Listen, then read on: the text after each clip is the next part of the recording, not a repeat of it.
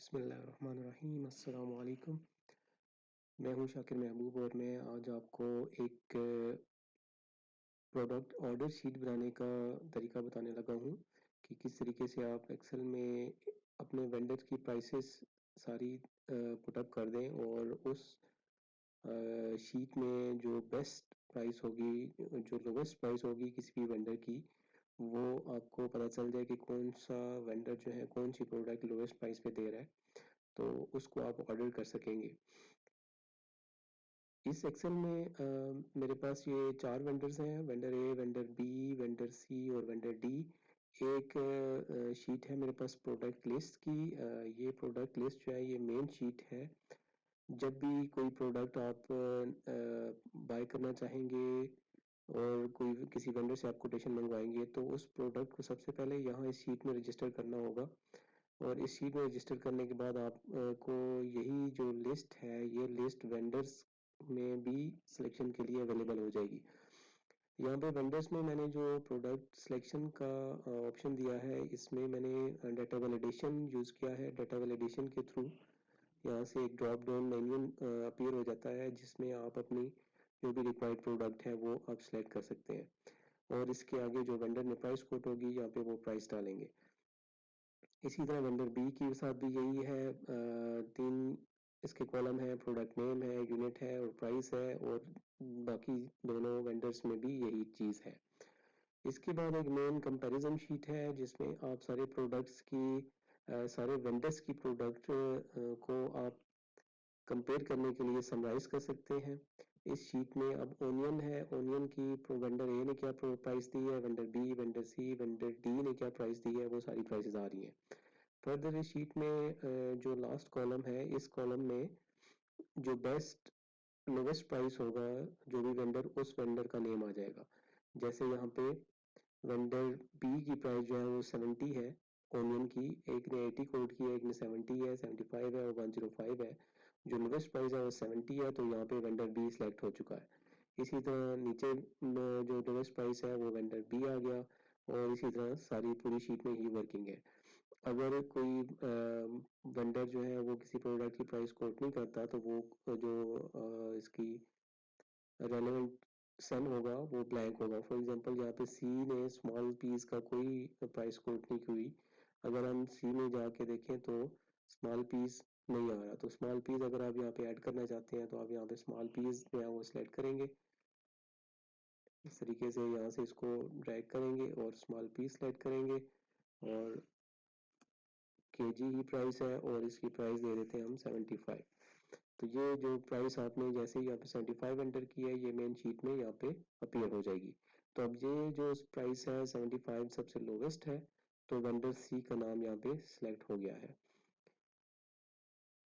इस पूरी शीट के अंदर मैंने डिफरेंट फार्मूलाज यूज किए हैं अपने पर्पस को अचीव करने के लिए। यहाँ पे जो वेंडर की सिलेक्शन है वो उसमें मैंने मिनिमम का फार्मूला और इफ की कंडीशन यूज की है कि अगर इन प्राइसेस में लोवेस्ट प्राइस जो भी होगी उस वो सिलेक्ट होगी और उस वेंडर का नेम यहाँ पे अपीयर हो जाएगा। इसके अलावा यहाँ पे सीरियल नंबर्स हैं। सीरियल नंबर्स जो है ये मैंने रोज के फार्मूला से यहाँ पे यूज किए हैं। जब तक यहाँ पे कोई भी प्रोडक्ट सेलेक्ट नहीं करेंगे आप, यहाँ पे कोई भी वैल्यू नहीं होगी, तब तक ये सीरियल नंबर ब्लैंक होगा। और जैसे ही आप इस पे यहाँ पे कोई प्रोडक्ट सेलेक्ट करेंगे, तो इस प्रोडक्ट का सीरियल नंबर आ जाएगा और जो उसकी प्राइसेस हैं वो भी वेंडर की यहाँ पे अपीयर होना शुरू हो जाएंगी। और यहाँ पे इसकी जो मेजरिंग यूनिट है वो आप यहाँ पे मैनुअली एंटर करेंगे। इसी तरह सारी शीट्स में जो सीरियल नंबर्स हैं वो इसी तरीके से लगे हुए हैं। ये प्रोडक्ट लिस्ट की मेन शीट है। इस शीट में जो भी नेम होंगे वही नेम यहाँ पे आप एंटर कर सकते हैं। इसके अलावा कोई नेम जो है वो आप एंटर नहीं कर सकेंगे। अगर फॉर एग्जांपल आप कोई भी चीज़ यहाँ पे लिखते हैं, तो जैसे ही आप लिखेंगे ये डाटा वैलिडेशन लिस्ट जो है वो आपको एरर दे देगी कि ये कोई नेम आपकी मेन लिस्ट में नहीं है। तो वेंडर की लिस्ट में नाम डालने के लिए पहले आपको प्रोडक्ट लिस्ट वाली शीट में नाम एंटर करना पड़ेगा। अब प्रोडक्ट लिस्ट जो है इसको मैंने एक टेबल के थ्रू यहाँ पे बनाया है। टेबल्स जो होते हैं वो आपको डाटा फ्लेक्सिबिलिटी एक ऑप्शन अवेलेबल हो जाता है। जैसे आप यहाँ पे अगर देखें तो अभी फिलहाल इस लिस्ट में ये सारे नेम आ रहे हैं, onion, red onion, garlic, tomato, potato, cabbage, large, small, carrot तक ये नेम आ रहे हैं। तो कैरेट यहाँ पे आपका लास्ट नेम है, लास्ट नेम के बाद ब्लैंक है, तो यहाँ पे कैरेट के बाद कोई नेम शो नहीं हो रहा।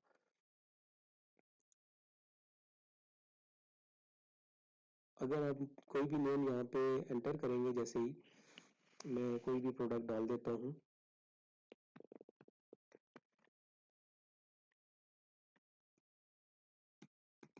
ऐसे ही एक नाम डालता हूँ पल्सेस, तो इसका सीरियल नंबर एंटर हो गया और यहाँ पे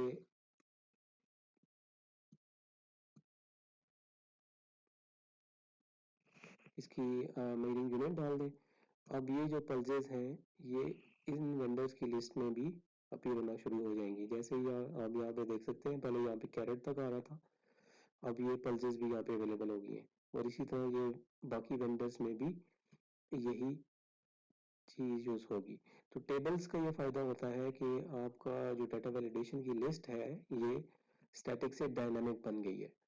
ये तरीका भी मैं आपको बताऊंगा कि टेबल्स के थ्रू आप कैसे डाटा वैलिडेशन की लिस्ट को डायनामिक बना सकते हैं, कि जैसे जैसे ये लिस्ट एक्सपैंड होती जाए वैसे वैसे ये नेम जो है वो यहाँ पे अपीयर होते जाए। ओके जी, ये एक मेन शीट है जिसमें आप वन व्यू में सारे वेंडर्स की प्राइसेस देख सकते हैं। अभी मैंने सिर्फ यहाँ पे 4 वेंडर लिए हुए हैं, आप जितने मर्जी वेंडर यहाँ पे एक्सपेंड करके अपने कॉलम्स में आप ले सकते हैं और इन वेंडर्स की प्राइसेस को आप कंपेयर कर सकते हैं। और इसके बाद ये ऑर्डर शीट है। ऑर्डर शीट में आप यहाँ पे प्रोडक्ट्स लेंगे, ये प्रोडक्ट नेम उसी तरह डाटा वैलिडेशन के थ्रू जो आपकी मेन प्राइस प्रोडक्ट रेंज की लिस्ट है वहाँ से आ रही है। जो भी नेम वहाँ उस लिस्ट में होंगे यहाँ पे सारे अपीयर होंगे, इसके अलावा आप कोई नेम यहाँ पे एंटर नहीं कर सकते। जैसे ही आप कोई नेम यहाँ पे सिलेक्ट करेंगे, इसका जो बेस्ट प्राइस वाला वेंडर होगा वो यहाँ पे सिलेक्ट हो जाएगा और उसकी प्राइस भी यहाँ पे सिलेक्ट हो जाएगी। ये वेंडर बी ने लोवेस्ट प्राइस दी है और ये प्राइस जो है वो 150 है। अगर आप इस रेड पेपर की प्राइस इस मेन शीट में जाके देखते हैं, तो रेड पेपर जो है वो डिफरेंट वेंडर्स ने, एक ने 210 दिया है, 190 दिया है, एक ने 150 दिया है और एक ने 200 दिया। तो 150 जो है वो लोवेस्ट प्राइस है वेंडर बी की। तो ये वेंडर बी जो है ऑर्डर शीट में ऑटोमेटिकली यहाँ सेलेक्ट हो गया और उसकी प्राइस भी यहाँ पे आ गई। ये ऑर्डर का कॉलम है। ऑर्डर क्वांटिटी आपने यहाँ पे खुद एंटर करनी होगी जो आपने ऑर्डर करना है। फॉर एग्जांपल आपने 10 केजी मंगवाना है तो 10 केजी आप यहाँ पे एंटर करेंगे और इसकी प्राइस भी आपको यहाँ पे मिल जाएगी। इसके बाद नेक्स्ट कॉलम में ऑर्डर डेट और ऑर्डर नंबर आप यहाँ पे एंटर करेंगे अपने कंट्रोल पर्पजेज के लिए, कि ये ऑर्डर जो है इसका नंबर क्या है और इसकी डेट क्या है, किस डेट में आपने ऑर्डर किया है। तो ये एक्सेल की शीट मैंने एक ओवरव्यू देने के लिए ऑलरेडी बना ली है। इसको मैं दोबारा फ्रॉम स्क्रैच आपको बना के दिखाऊंगा और इसमें जितने भी फार्मूलाज यूज हुए हैं वो मैं आपको डिटेल से समझाऊंगा। और अगर किसी को कोई चीज़ इसमें समझ ना आई हो और अगर किसी को कोई चीज़ एंड पे कंफ्यूज कर रही हो या कोई फार्मूला जो है वो समझ में आया हो, तो आप मेरे से कमेंट सेक्शन में पूछ सकते हैं, मैं आपको उसका जवाब दे दूंगा। तो आज की ये वीडियो है जी एक ऐसे बंदे के लिए कि जो परचेज डिपार्टमेंट में काम करता है और उनको रेगुलर जो है वो ऑर्डर्स करने पड़ते हैं और ऑर्डर्स करने से पहले उन्होंने वेंडर सिलेक्शन करनी होती है। तो वेंडर सिलेक्शन जो है वो इस शीट में बहुत इजीली और एक्यूरेटली हो जाएगी। यहाँ पे एरर के चांसेस नहीं है।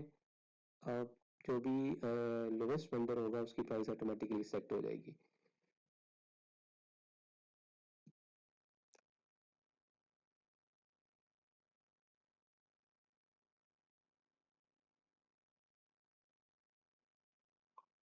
ओके जी, अब हम स्टार्ट करेंगे एक न्यू फाइल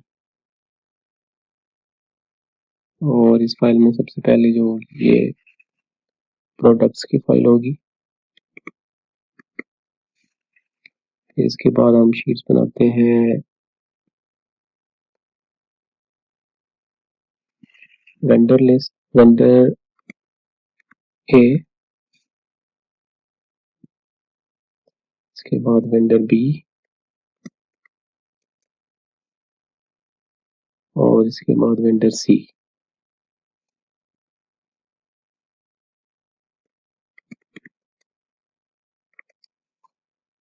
एक शीट हमने बनानी है मेन शीट, या जिसको आप कह रहे हैं कंपैरिजन शीट, और फिर एक हमने बनानी है ऑर्डर शीट।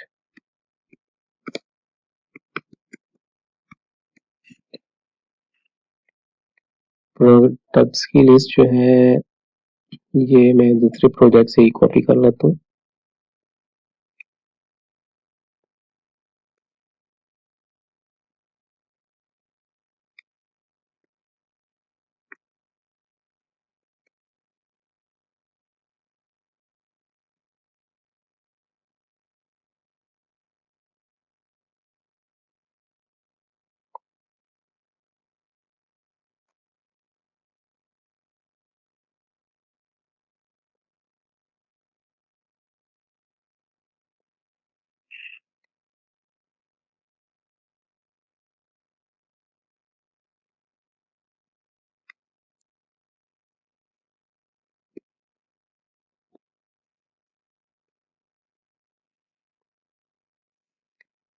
यहाँ पे हम हेडिंग देंगे इसकी,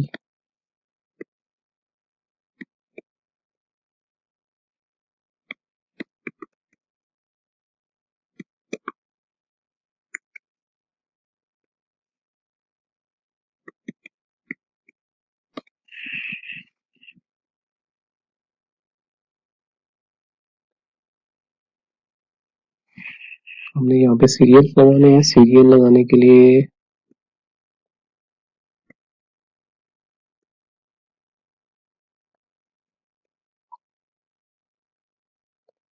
पहले हम इसका टेबल ऐड कर लेते हैं। इससे पहले इसके लिए आप इसको सेलेक्ट करें और कंट्रोल टी प्रेस करें और यहाँ पे माई टेबल हैज हेडर्स को क्लिक कर दें और ओके कर दें।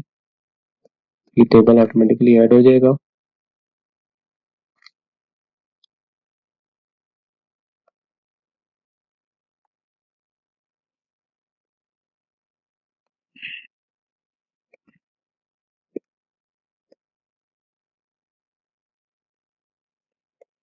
यहाँ पे हम फार्मूला के थ्रू सीरियल ऐड करेंगे और इससे पहले हम इफ की कंडीशन लगाएंगे कि if this cell is equal to blank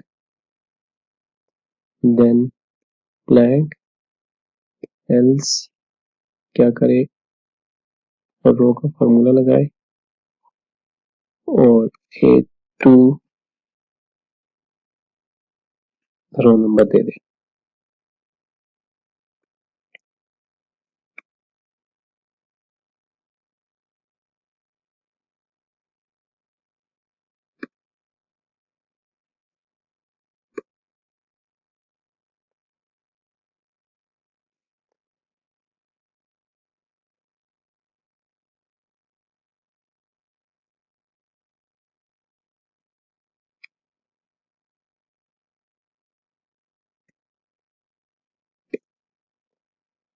यहाँ पे हमारा रो नंबर 2 आया है। इसको 1 करने के लिए आप ये करें कि यहाँ पे -1 कर दें,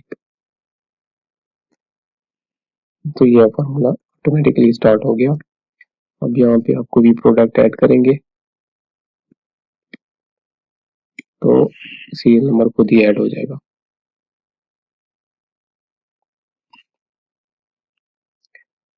ओके, अब इसके बाद बनाते हैं जी vendors.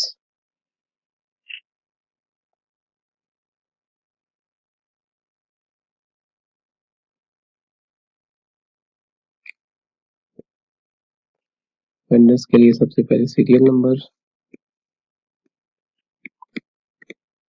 Product name, product price,